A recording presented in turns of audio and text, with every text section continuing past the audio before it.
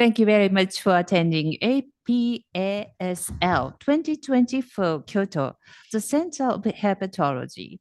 We'll now start the session, the state-of-the-art lecture chaired by Dr. Osamu Yokosuka. Well, I'm Dr. Yokosuka from Chiba University, and I'm going to chair the session of state-of-art session by Professor Tawandi. And Professor Tawandi is a professor and head of Division of Gastroenterology, Department of Medicine, Faculty of Medicine, City Large Hospital, Mahidol University. And he's working for a long time at City Large Hospital, Mahidol University. And he is currently a professor of gastroenterology and head of division of gastroenterology since 2008. Anyway, he studied at Baylor College of Medicine for 2 years, and he was president of APASU Bangkok 2021. And he's going to talk about can blood-based biomarker SCC surveillance replace ultrasound? And Professor Tawandi, please. Thank you, Professor Yokosuka, for a very nice introductions. And also, I would like to extend my sincere thank you to Professor China and the organizing committee for this invitation to the APASL 2024 in Kyoto. So I'm going to talk about whether we can move from the ultrasound-based screening for HCC to blood-based screening. Here's my disclosure. I also work on the research regarding the diagnosis of HCC with Roche Diagnostics and also Fujifilm Vehicle that made relevant to this presentation. So my topic today is going to cover on the rationales and guidelines for the current guideline for HCC screening and the qualities as well as adherence to the current guidelines in terms of HCC surveillance.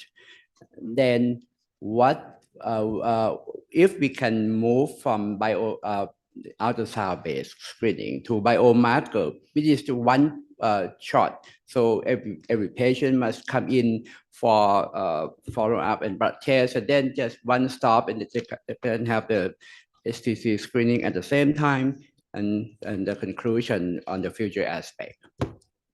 Shown here is the prevalence of the incidence of HCC. You can see that in Asia Pacific country, we are in the epicenters of HCC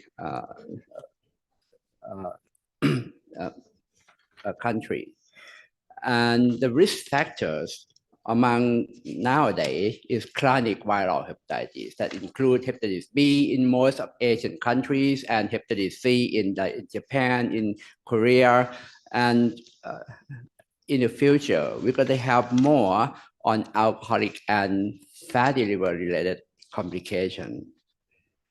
So if we can detect HCC at the early time, we can have curative treatment, and the survival can be up to 40 to 70%. However, most of the patients present at at the time they have clinical symptoms, where usually it is advanced, no curative test, survival is very low. This is the current guidelines among 3 continents for the guideline. For SLD, initially they hold the AFP, but with the recent guideline, they combine ultrasound with the AFP.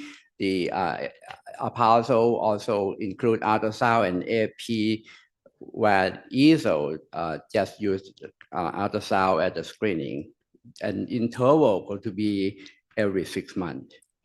So actually, hepatocellular carcinoma is among the, you can define the target the patient that at risk for the developing hepatocellular carcinoma is not the general population.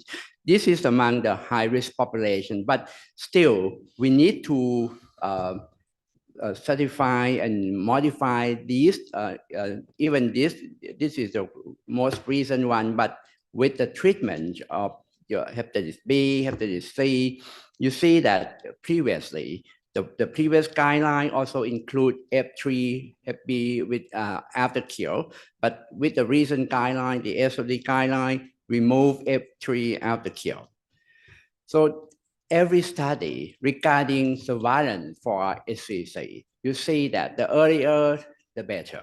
So if you can detect earlier stage of the HCC, the survival going to be higher.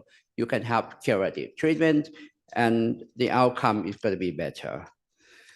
Now, when we look at the sensitivities of the current guideline, where ultrasound is the main screening tool, you say that for ultrasound alone, the sensitivity for detections of SCC is going to be just 45%. When we add alpha-fetoprotein to the ultrasound, the sensitivity can go up to 63%, but it's still unacceptable. However, with this implementation, the surveillance shows early detection with more patients receive curative treatment, increase overall survival. However, there are the drawbacks of the screening that include cost and also some harms, especially the financial and also psychological harm by false positive of the screening. So you need to balance between the benefit and the harms of these screening tools. And then in between, you can balance by taking into account the risk, the liver dysfunctions, also the age, sex of the patients. Now, with the ultrasound, this is a retrospective study from the US looking at the ultrasound performed by radiologists. You will see that up to 20% of the ultrasound, if even done by specialists, did not qualify for adequate exclusions of HCC. Moreover, the surveillance with the ultrasound over the time, up to 20% of the ultrasound can have less accuracy in terms of detecting HCC, especially in the patient with advanced fibrosis or the patient with severe obesity.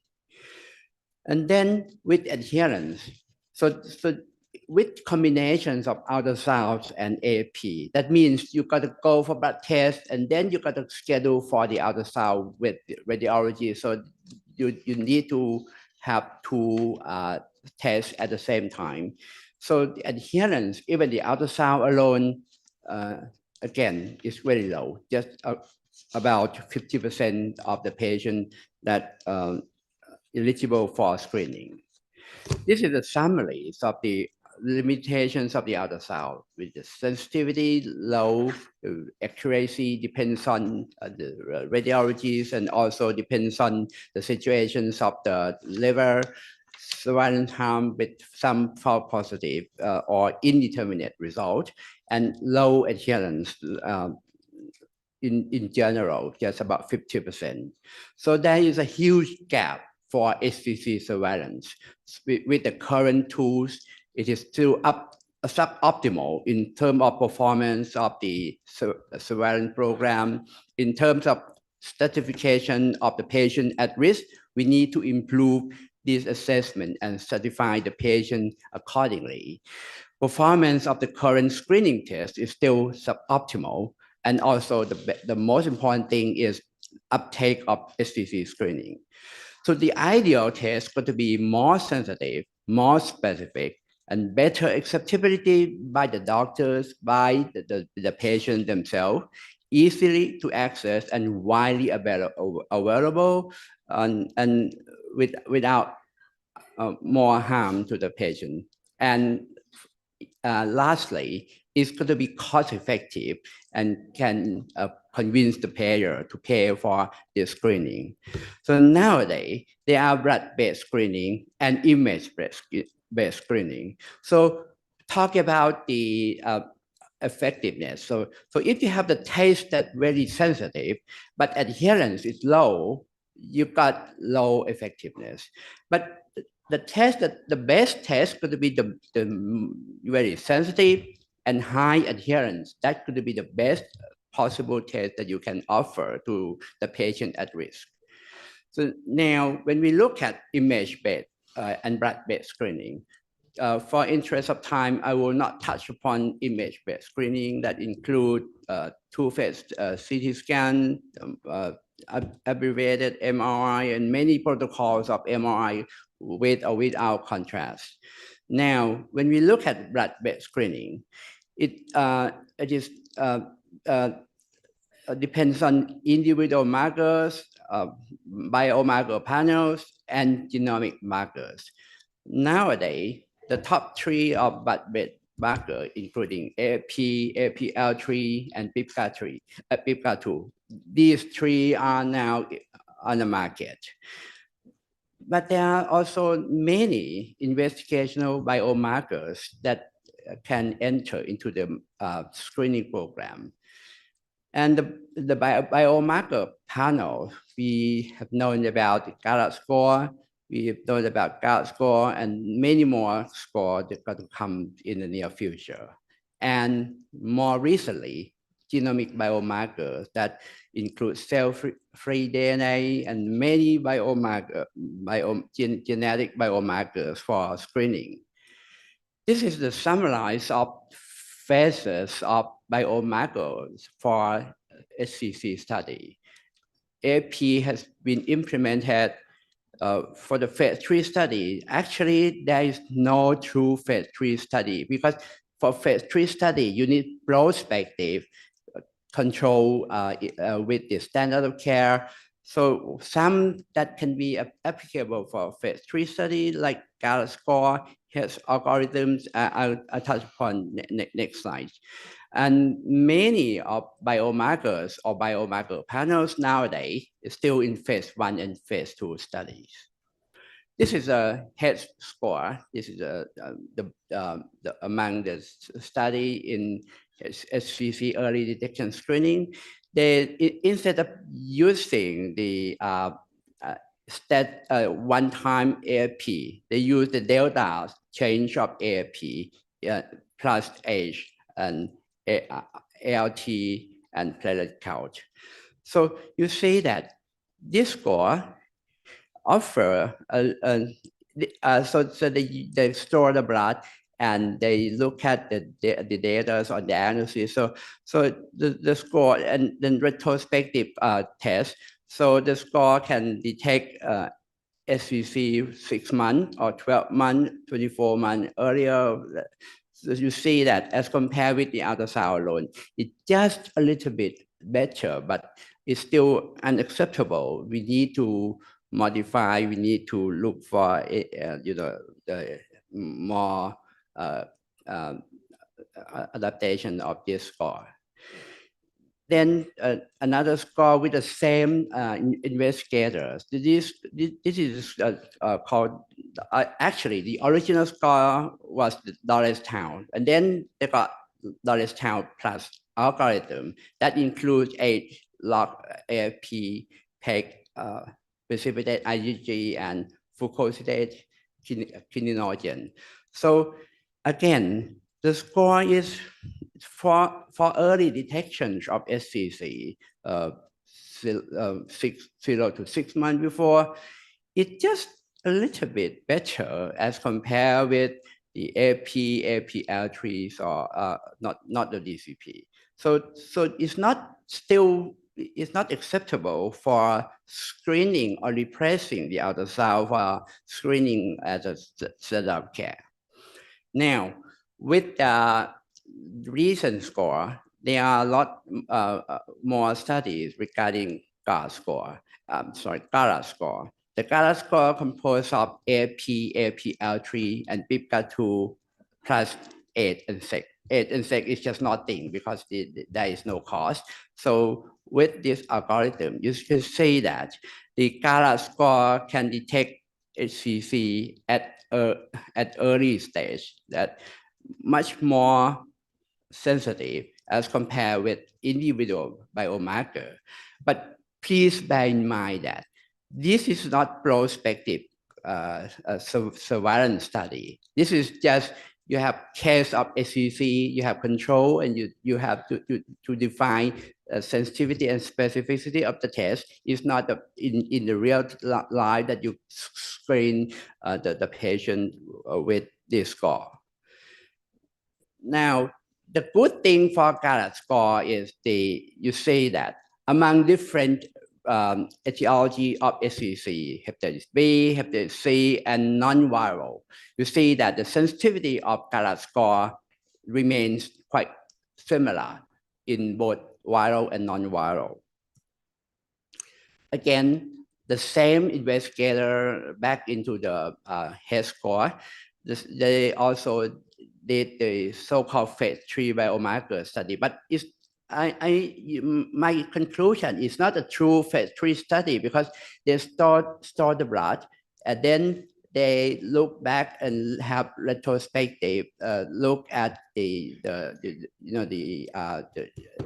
incident of SCC, and then they look at whether this score can detect HCC 6 months before the development of HCC.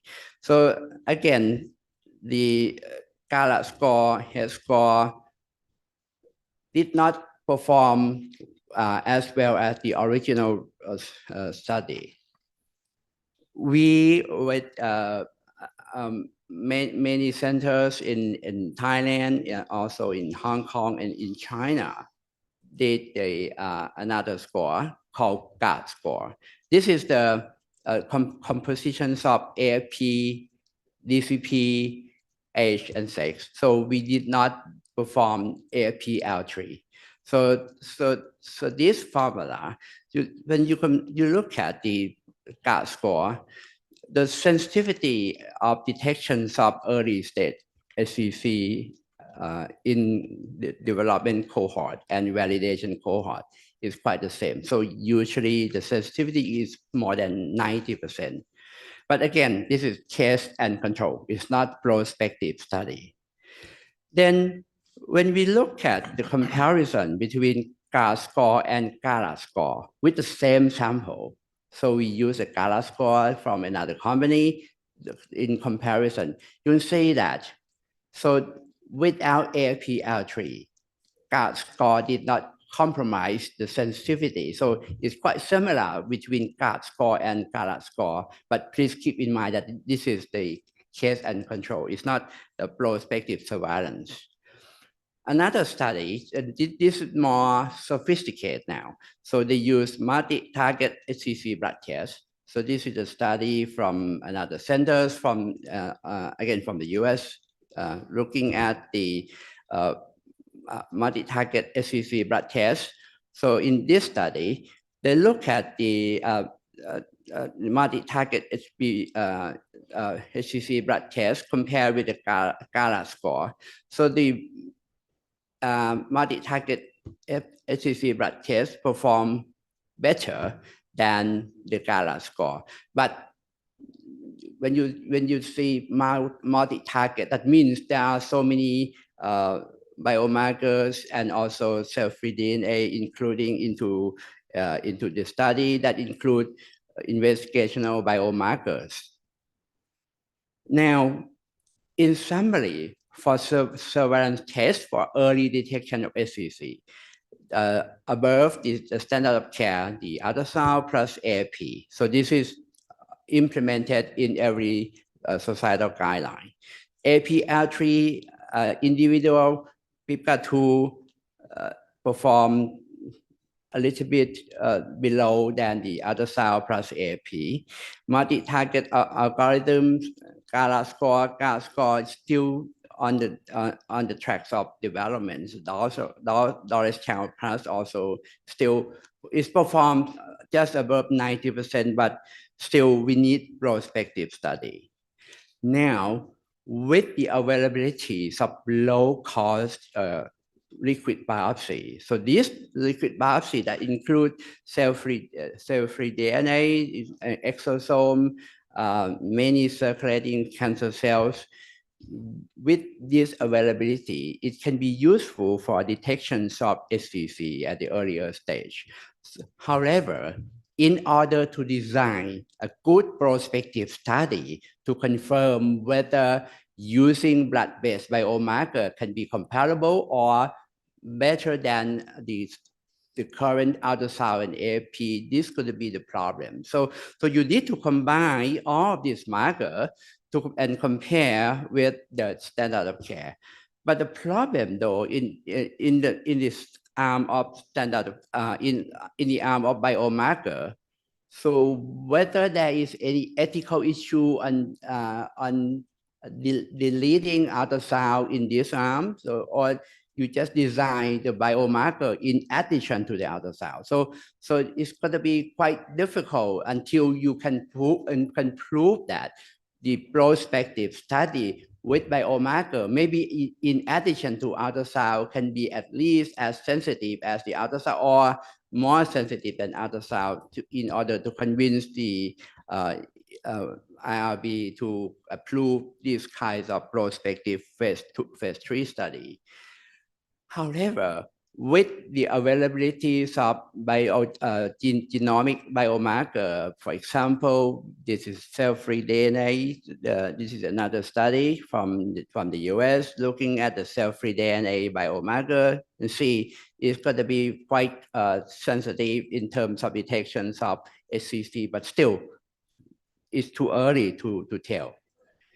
So the good news for us is, you say, there are many commercial products that jump into the market to prove that there could be the alternative for screening of SCC that include from Roche, include from many, this is cell-free DNA.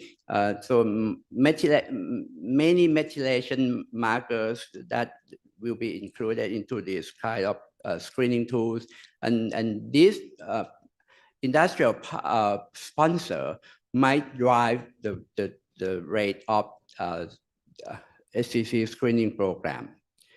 However, if we have to design the study, we need to have at least non-inferior to the standard of care that we are available.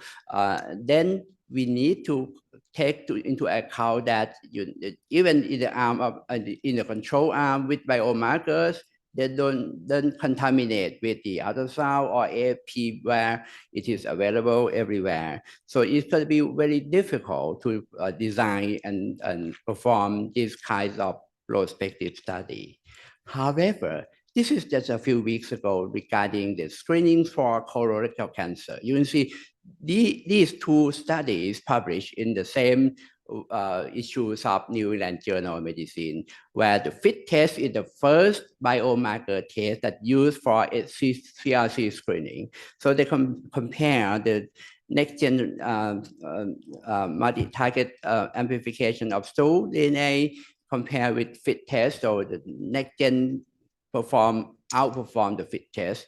And then instead of using stool, another study looking at cell-free DNA. So cell-free DNA can detect any stage of colorectal cancer at about 87%. So this is even the tumor in the lumen. So I think in near future, we can have something like this for screening of SCC that would be much better for us and at an affordable cost.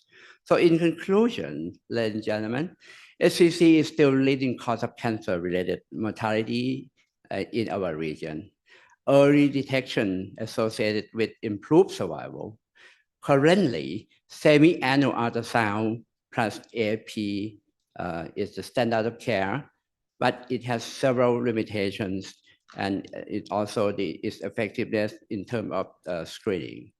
Biomarker and biomarker panels seems to be very promising, And it can be one-stop service because everyone must come for a blood test every 6 months, for example.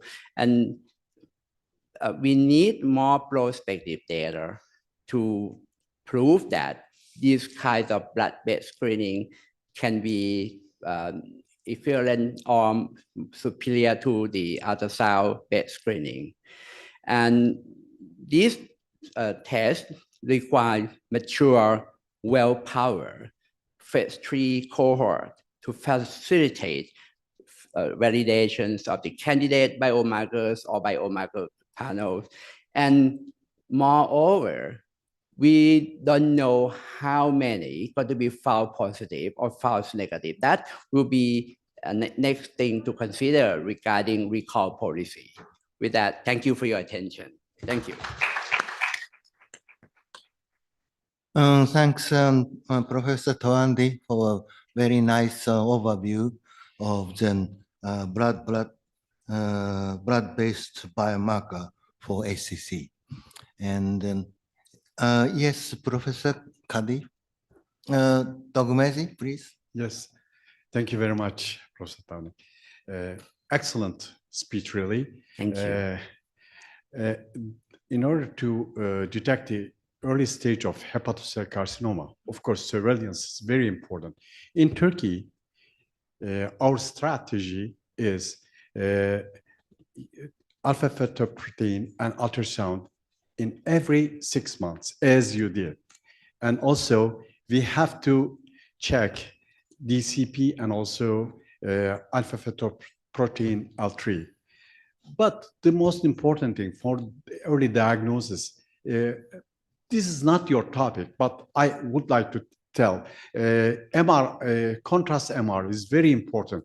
We perform in every year MR, and even alpha-fetoprotein is not high.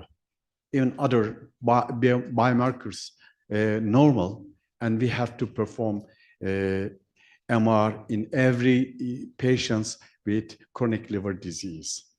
And also, I would like to tell that in our clinic, in gastroenterology department, we perform ourselves ultrasound.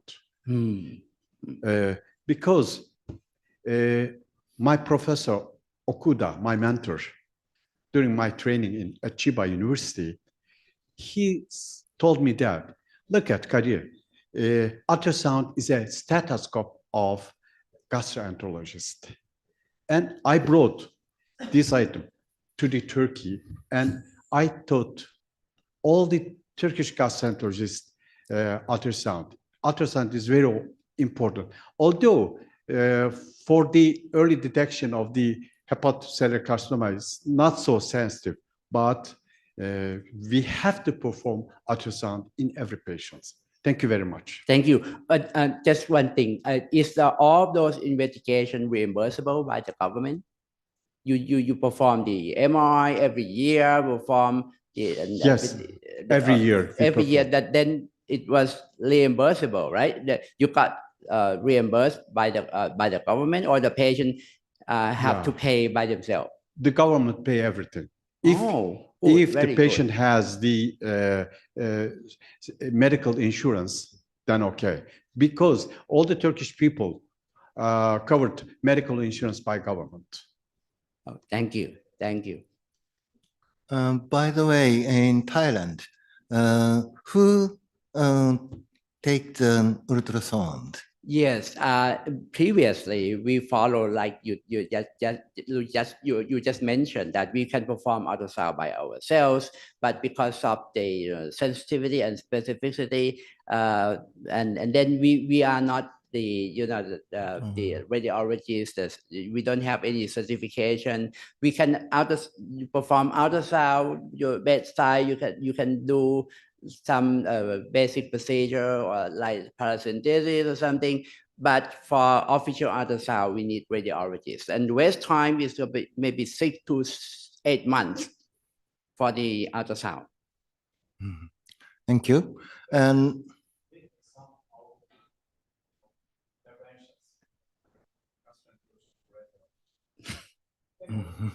thank you. Okay. Well, there may be more questions, but because of the shortage of time, I want to close this session, this state-of-art lecture by Professor Tawandi. Thank you very so much. Thank you.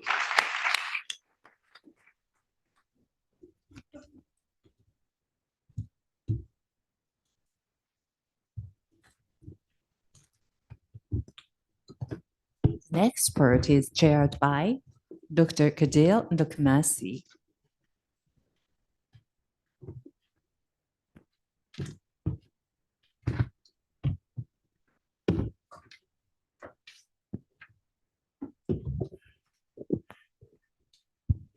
It's great honor for me to chair Professor Diana's session. I would like to give some information about the Professor Diana.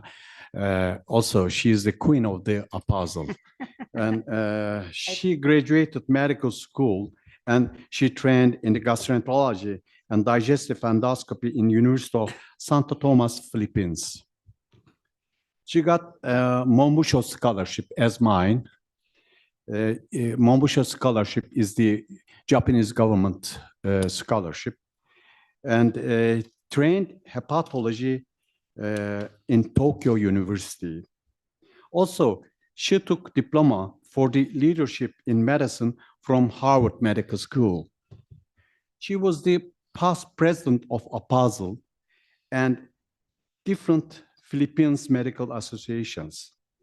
Currently, she's the director of Asian Pacific Digestive Week Federation and chairperson of World Congress of Internal Medicine, and also member of Steering Committee of APASL, and also associate editor of Hepatology International Journal and editorial board, World Journal of Gastroenterology and Philippines Journal of Internal Medicine. Okay, please, Diana. Thank you very much, Professor. Professor Dokmeni is one of the pillars of Apostle, and I'm very fortunate to work with him. I thought I'm the princess, not the queen. Okay, I'm giving the talk on unraveling the crosstalk, and that is understanding the interplay between MAFLD, pathogenesis, and treatment strategies. I have nothing to declare regarding this study. So before you is the prevalence of MAFLD globally. It's about 36.7%, and about 5% are seen in lean MAFLD, and 29.78% in non-obese. And on the left side of your screen, you can see that about 4 million patients with MAFLD are seen, and this is going to be a burden as far as our healthcare system is concerned.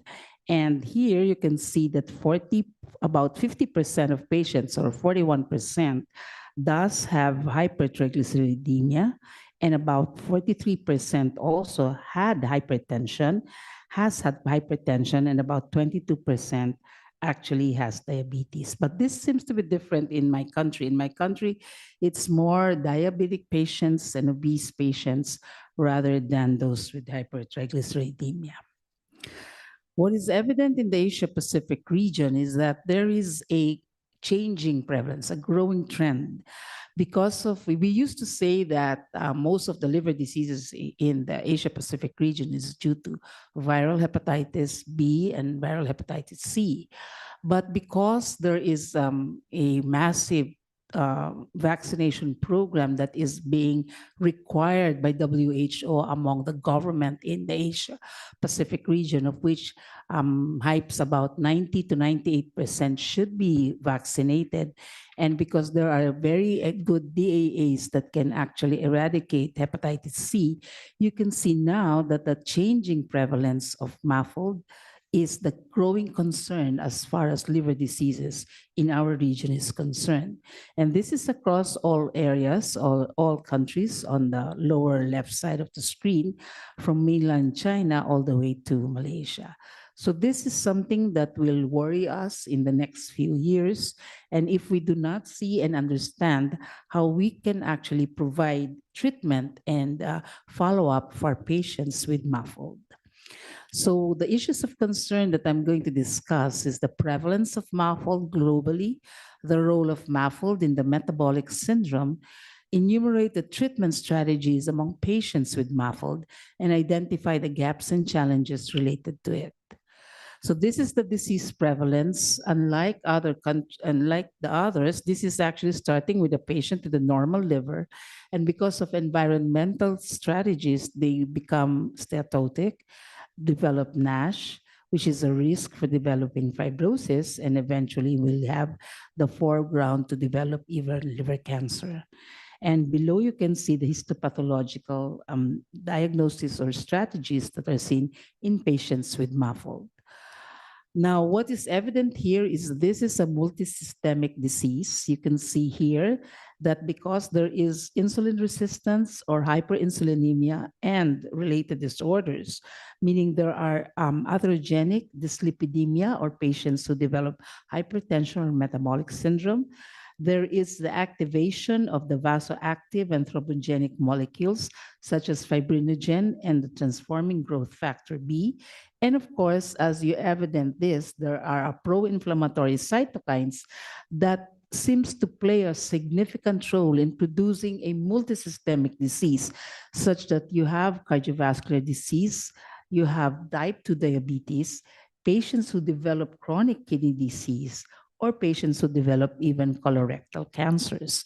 So this just reiterates our strategy that MAFLD is not isolated only in the liver diseases, but can be seen in the multisystemic organ system, both from cardiovascular, from diabetes, all the way to patients even in those with the risk of cancer.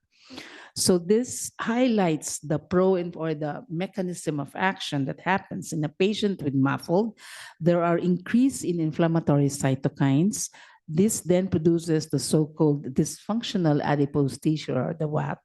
And this increases free fatty acid, increases inflammatory cytokines, all the way now leading to patients with MAFLD. On the right side of your screen, this is the same issue, not all producing a risk to cardiovascular disease, from insulin resistance to atherogenic dyslipidemia, to those that activates the inflammatory cytokines or the oxidative stress, producing now a cardiac autonomic dysfunction, and therefore there seems to be a structural electrical remodeling producing arrhythmia. So in essence, in a patient with metabolic associated fatty liver disease, there seems to be a growing incidence of patients who develop cardiovascular, who develop renal disease, and of course, who develop other pathologies that are related to it, producing a multisystemic disease. So when you look at it in a haystack, if you look at the patients who are full MAFLD with cohort, and you identify those with no cirrhosis, with compensated cirrhosis, and with patients who develop decompensated cirrhosis, you can see that a lot of them will take over years to follow up. And therefore, this seems to be a problem such that we need to turn so many things to need to follow up so many people to find just one case. And this is evident by the number of cases you develop if you have a patient who develops, if you start patients on the natural history of a community-based study. So this is what we want to assess, whether it is evident for us to be taking care of patients in the community, because that will actually burden the healthcare system, especially with a limited number of hepatologists. On top of that, you can see here that as you increase the number of metabolic syndrome criteria, you increase the prevalence of free fatty acid, of fatty liver disease. About 14.3% of patients do have normal ALT, but 4% only have advanced fibrosis, showing the fact that it directly correlates that the number of criteria that is present in a patient with MAFLD is actually congruent to the number or the prevalence of fatty liver disease. Subsequently, here is a systemic, and therefore it is evident for us to be able to find out who among our patients we should clearly or follow up through the different strategies that we have. One is, I mentioned, the number of metabolic syndrome criteria your patient has. So that seems to be one factor. Another is fibrosis. And here is a systemic review and meta-analysis that fibrosis, and I think you've heard this in all over the steatotic or the fatty liver conference, that it is important to monitor patients on the different liver fibrosis stage. And the reason for that, it is directly related to all-cause mortality and liver-related events. So fibrosis is indeed a key prognostic marker, both of mortality and liver-related morbidity. Subsequently, this was followed up. This is a biopsied, confirmed MAFLD, followed up for 4 years, and F3 and F4 fibrosis by the liver fibroscan showed that fibrosis is associated with increased risk of liver-related complications and death.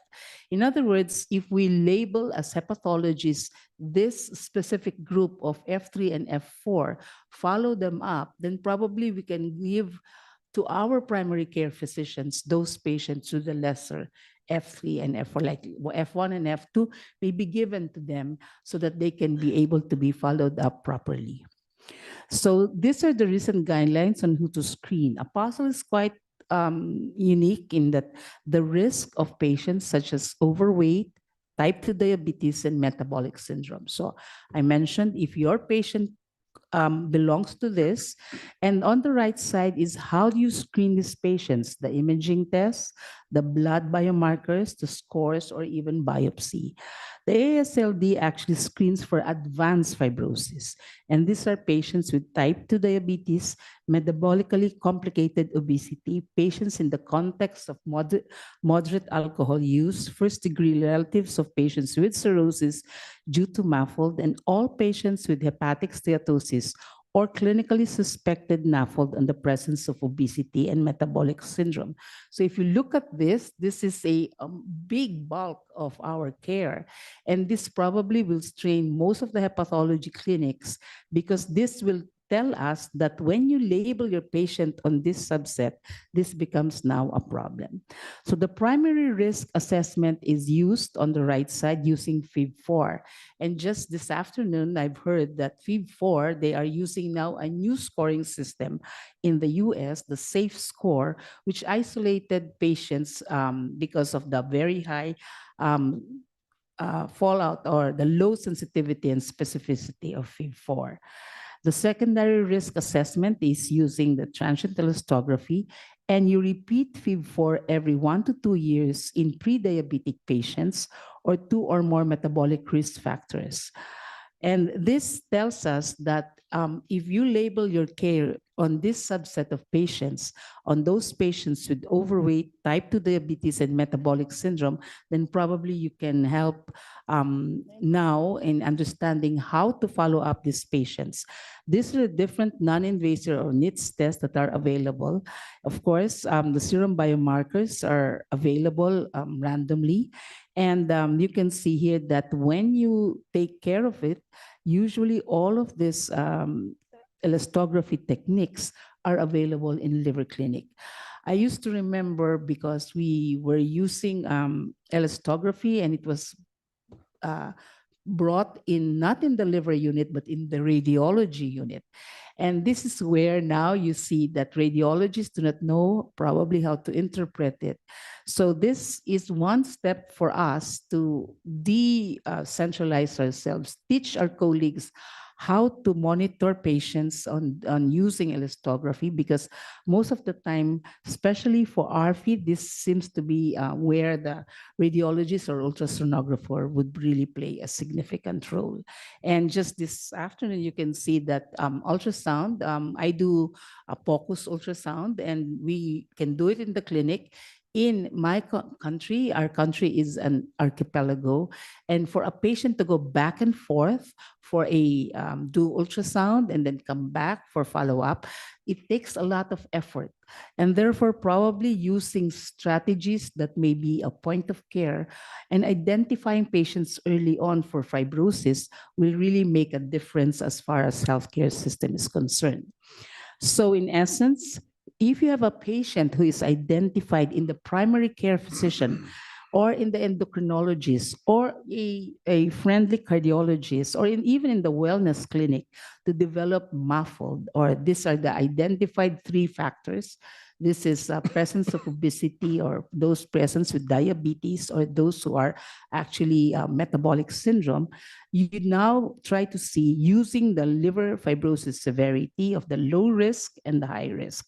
For the low risk, these are patients who are in the fibrosis of F0 to F1, and this is where primary care setting would play a significant role. In those patients who have high risk, these are patients in the F2 to F4, and this is where our specialist care comes into play. So how does the metabolic scenario of progressive muffled comes in? Now, I included this because this is where the different drugs come into play. You can see here that free fatty acid, the increased hepatic delivery of free fatty acid in the liver now produces a high triglyceride accumulation inside the hepatocyte. And this is because there is de novo lipogenesis, an increased esterification of the free fatty acids. Of course, genetic variants do play a role, and of course, oxidative stress. And when you look at the de novo lipogenesis, this is where your patients have increased uptake of glucose, or patients with diabetes, the increased uptake of fructose. There was a lot of conversation on this, whether fructose actually really have its effect directly in patients who develop muffled.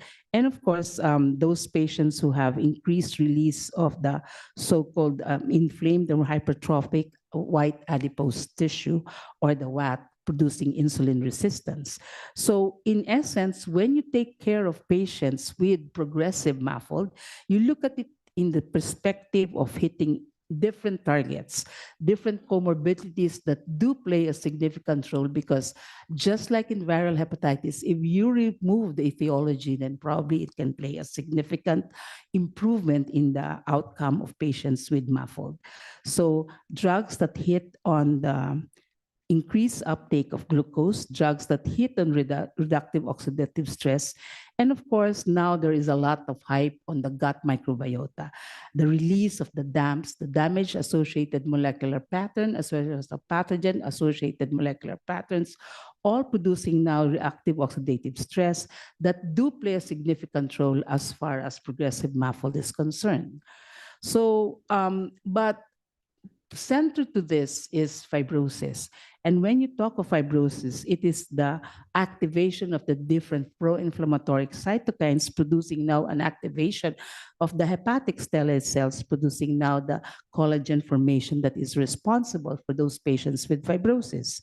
And therefore, the way to look at it is first is to assess for the risk factors, the type 2 diabetes, metabolic syndrome, or obesity. And in some areas, you need to exclude other causes. You, at this point, because of resource-limited countries, we do use the first-line assessment of FIB-4.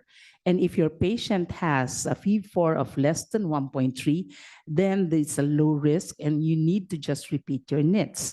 However, if your patient is in FIB-4, 1.3 to 2.67, which is the cutoff, you need to undergo a liver stiffness measurement. And here you can see here that the message or the specialty of care comes if your patient is in moderate. This is in 8 to 12 kilopascals, and especially if your patient is in the high risk. Of course, if your FIB-4 is more than 2.67, then there's no reason for you to do a subset of using the liver stiffness measurement and go straightly to a specialty care center wherein monitoring of these patients as far as progressive NASH or muffled is concerned. So the key factor in evidence right now is regression of fibrosis. And you can see that the removal of etiology agent is very important.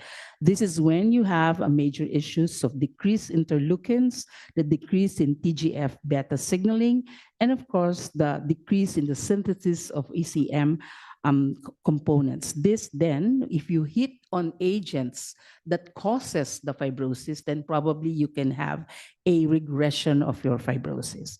On the right side, you can see the different areas where now evident that there are some drugs that hit on the different fibrosis strategies. But unfortunately, this seems to be more time as we see drugs that are related to fibrosis regression.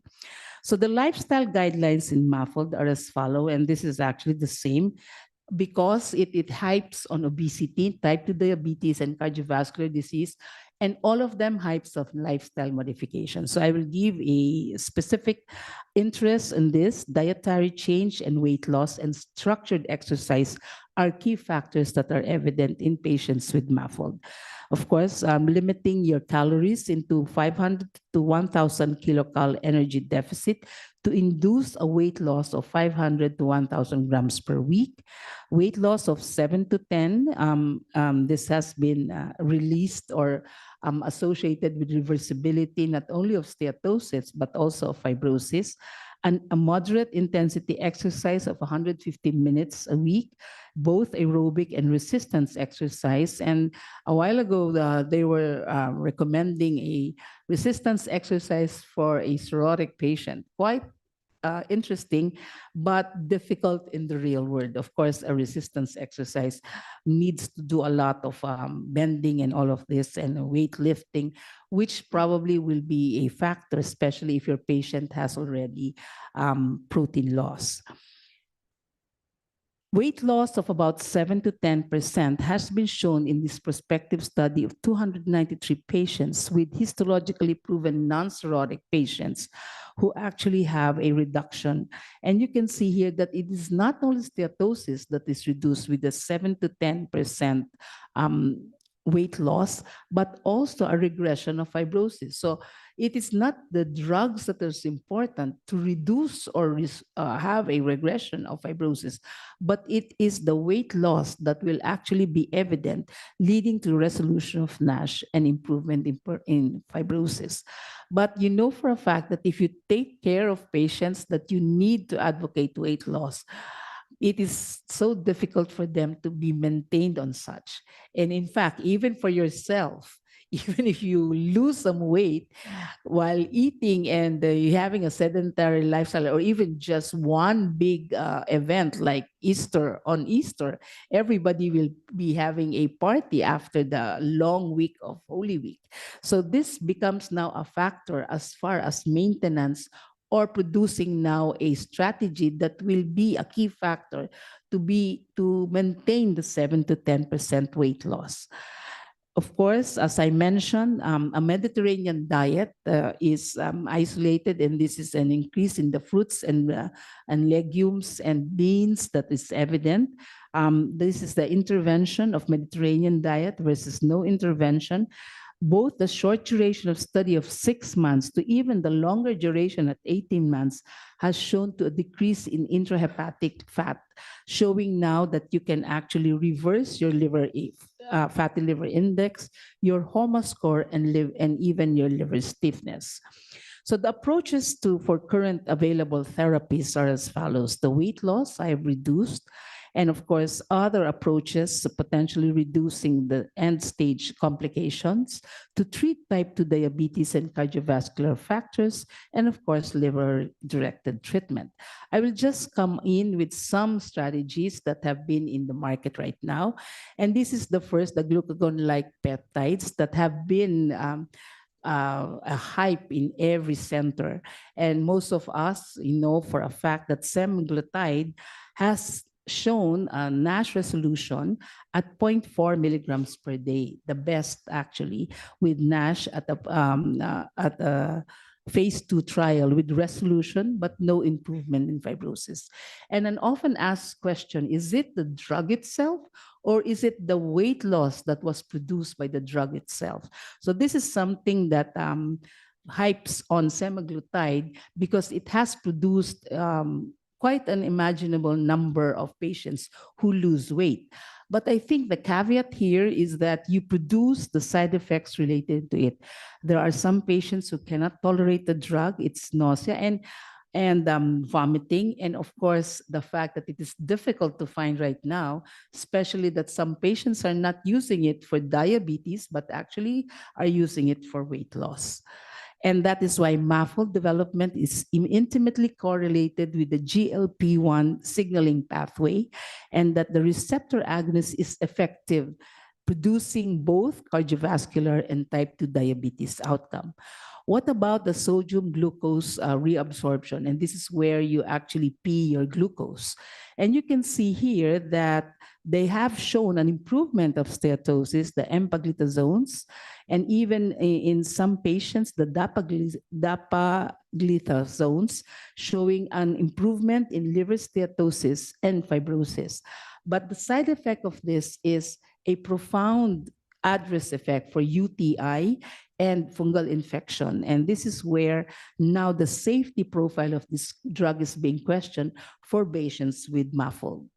What about patients on the PPAR? PPAR has been in effect, has shown its dramatic improvement, especially the pioglitazone study.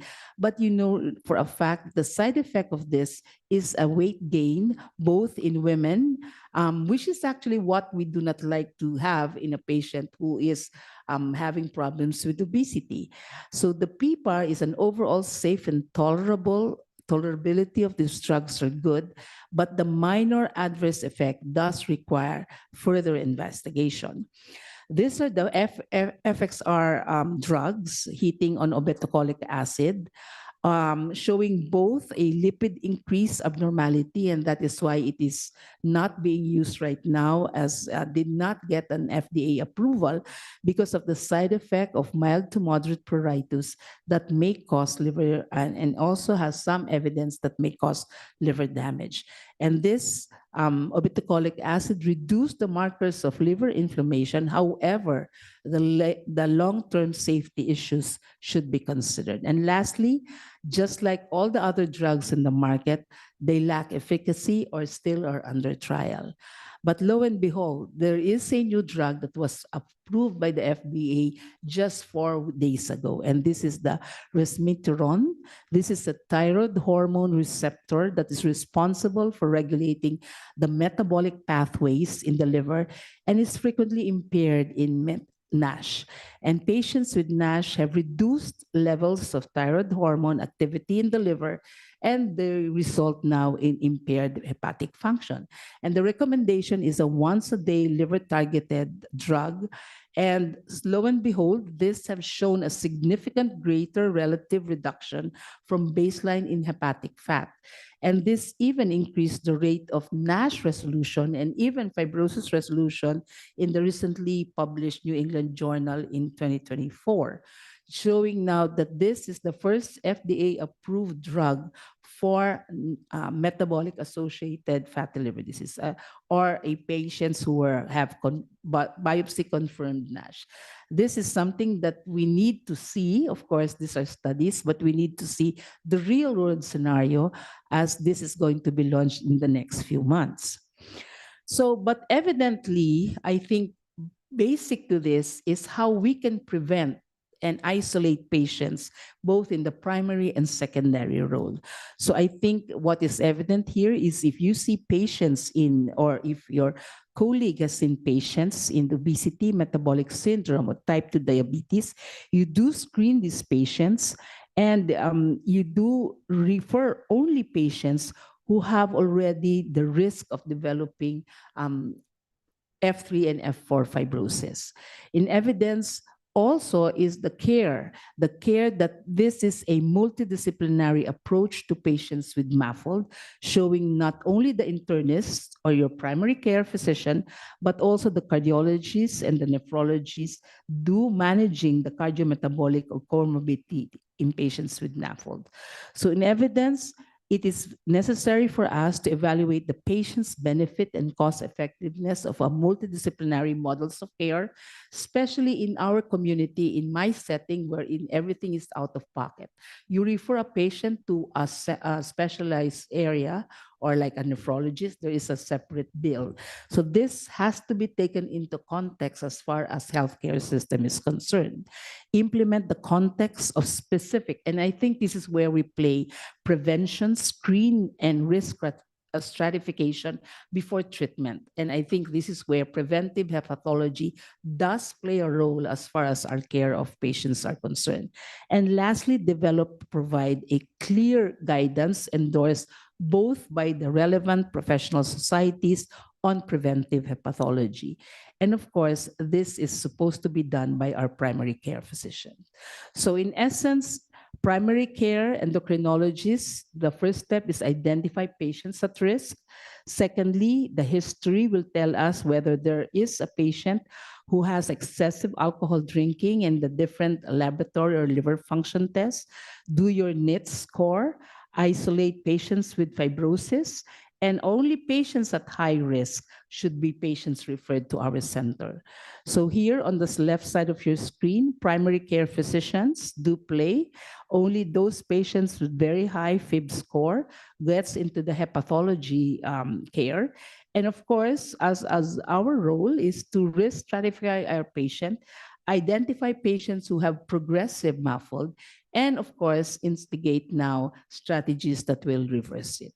So lastly, we need to have tools. And I think this is where we have a tool on hand that will help our primary care physician identify patients in the clinic so that you can actually have a referral system. So here, it tells them in a simple guideline, what is it, who are at risk, and the symptoms, and how to diagnose this. This is a simple tool that you can actually share. It is online, and Apostle has done this.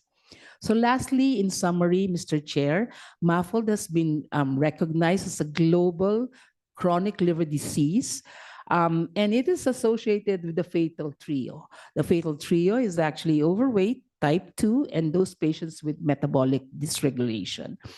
And because there is a rising in obesity and diabetes, it is an emerging chronic liver disease. And as I mentioned, it drains our healthcare system, and that is why 25 to 30% of the global population will have this in the next few months or years. And therefore, we need to do preventive measures as far as this is concerned. It is a multisystemic disease and therefore requires a multidisciplinary approach. The MAFLD-related liver fibrosis has been identified as the strongest predictor, and therefore you need to keep on monitoring your NITs. Cardiovascular disease is the leading cause of mortality, and therefore they should be placed also in a care of a cardiologist. And lastly, as I mentioned, the MAFLD-specific treatment doesn't exist, and therefore a structured system and interventions for control of comorbidities is evident. So lastly, the pioglitazone is advised for MAFLD patients, whereas the vitamin E is advised for non-diabetic MAFLD patients with more than F2. Resmetirom is a drug that was approved recently and seems to play now a significant role for patients who have developed MAFLD. With this, I'd like to thank the organizing committee, and I'm happy to take some questions. Thank you for your time. Thank you very much. Excellent talk, as always. And this is the state-of-art lecture. Then there's no question. And also, we have the limited time, okay? Thank you very much. Thank you very much, sir.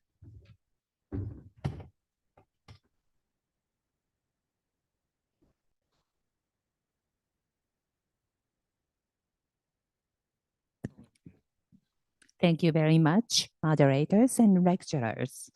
This concludes the second day of APASL 2024 Kyoto, the Center of Hepatology. Thank you very much for your attendance once again.